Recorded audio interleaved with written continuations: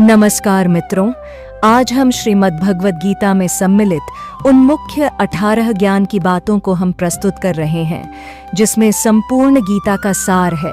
और हम आशा करते हैं श्रीमद् भागवत की इस ज्ञान रूपी व आनंद रूपी अमृत को पीकर आपको जीवन की सारी समस्याओं और आपके सारे प्रश्नों का हल मिलेगा जो हर मनुष्य को सदियों से परेशान करते आ रहे हैं। मित्रों, श्रीमद् भगवद गीता का उद्गम स्थान महाभारत का रण क्षेत्र है, जहां पर भगवान श्री कृष्ण ने पांडुपुत्र अर्जुन को गीता का उपदेश दिया था, जिससे उनके ज्ञान चक्षु खुले थे और वह युद्ध क्षेत्र में आगे बढ़ रहे थे।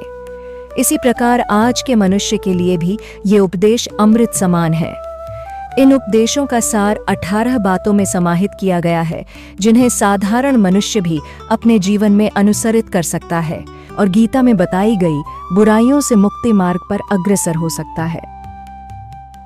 तो मित्रों, श्रीमद् भागवत गीता की 18 ज्ञान की बातें इस प्रकार हैं। सुख एवं आनंद मनुष्य के भीतर ही निवास करते हैं, परंतु मनुष्य उसे स्त्री में, घर में और बाहरी सुख प्राप्ति के लिए ढूंढ रहा है।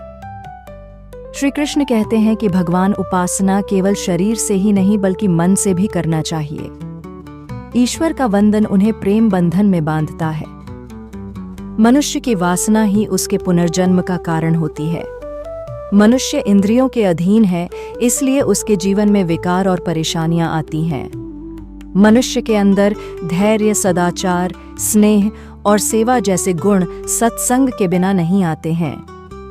श्री कृष्ण कहते हैं, जिस प्रकार शरीर से वस्त्र मैल होने पर बदलते हैं, ठीक उसी प्रकार मन में यानी हृदय में मैले होने से उसे निकाल देना चाहिए।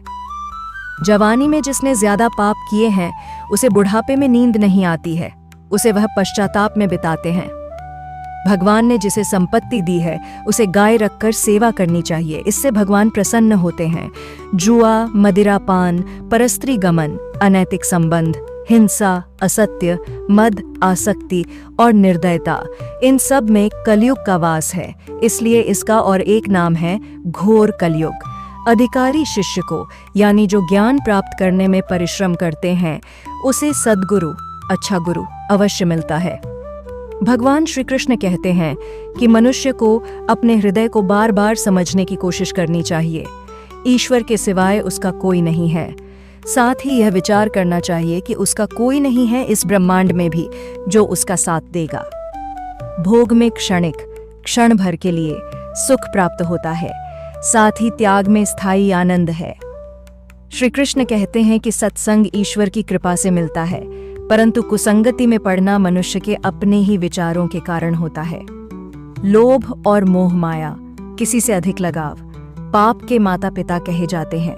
साथ ही लोभ पाप का बाप ही है। श्री कृष्ण कहते हैं कि स्त्री का धर्म है कि रोज तुलसी और पार्वती का पूजन करें, इससे उनकी सुख समृद्धि हमेशा बने रहते हैं। मनुष्य को अपने मन और बुद्धि पर हमेशा विश्वास नहीं करना चाहिए, क्योंकि ये बार बार मनुष्य को दगा देते हैं। खुद को निर्दोष मानना बहुत बड़ा गुनाह साबित होता है। पति पत्नी पवित्र रिश्ता बनाए रखने से भगवान पुत्र के रूप में उनके घर आने की इच्छा रखते हैं। भगवान इन सभी कसौटियों पर कसकर जांच परख कर ही मनुष्य को अपनाते हैं, इसलिए मन में गलत विचार नहीं रखना चाहिए। सदैव आप किसी के साथ प्रेम भाव से रहना चाहिए। मित्रों, श्रीमद् भागवत गीता ज्ञान और मुक्ति का मार्ग दिखाता है, जो जीवन के दुखों से छुटकारा पाने और परमात्मा के साथ एक होने का मार्ग है। गीता मानव के कर्तव्यों और धर्म का पालन करने का महत्व बताती है, जो एक सुसंस्कृत समाज के लिए आवश्यक है। आध्यात्मिक गीता आध्यात्मिक विकास के लिए मार्ग प्रदान करती है, जो व्यक्ति को आत्म साक्षात्कार और आत्मज्ञान की ओर ले जाती है। गीता सांसारिक जीवन और कर्तव्यों के बीच संतुलन बनाने में मदद करती है, जो व्यक्ति को एक संतुलित जीवन जीने में सक्षम बनाती है। गीता व्यक्ति को आत्मबल और साहस प्रदान करती है, जो उन्हें जीवन की चुनौतियों का सामना करने और अपने लक्ष्यों को प्राप्त करने में मदद करती है। गीता एक ऐसा ग्रंथ है जो व्यक्ति को जीवन के सभी पहलुओं पर मार्गदर्शन प्रदान करता है, चाहे वह ज्ञान, कर्तव्य, धर्म या आध्यात्मिक विकास से संबंधित हो। गीता को पढ़ने और समझने से व्यक्ति अपने जीवन को बेहतर बना सकता है और एक सार्थक जीवन जी सकता है।